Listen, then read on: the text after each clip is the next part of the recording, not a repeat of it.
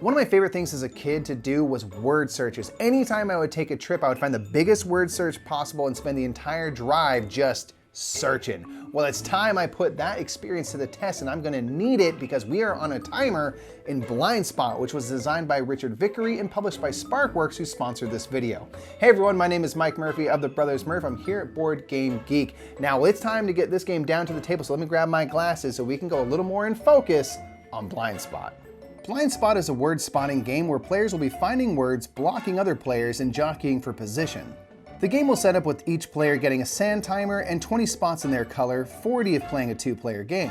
Then randomly choose 9 of the double-sided letter tiles and place them out in a 3x3 grid with all letters facing the same direction. Now we're ready to start. On their turn, the player will flip their 30-second sand timer and then attempt to spot a word, but the words will need to have an extra letter. To legally spot a word, a player must place one of their spots on a vacant letter and then read the word aloud, passing over that spot.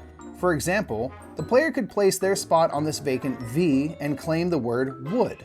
Words may only be found in a straight orthogonal line and may be read up, down, forwards, or backwards. And a player's spot may not be at the beginning or end of the word. For example, a player could not place a spot here and claim the word hat. Lastly, a word may contain any number of your spots, but may not contain any other player's spots. For instance, the player could place their spot here and claim the word tame, but could not place their spot here and claim the word had because the other player's spot blocks this from happening. The word spotted must also be a dictionary word at least 3 letters long. If the word is 5 or more letters long, the player gets the far-sighted bonus and will get to add another of their spots anywhere on the board without having to claim a word. If a player is unable to spot a word in time, they must place one of their spots on the glasses tile. If it is the first time they have placed a spot here, the player is now able to find words diagonally as well as orthogonally, giving them more options to spot words.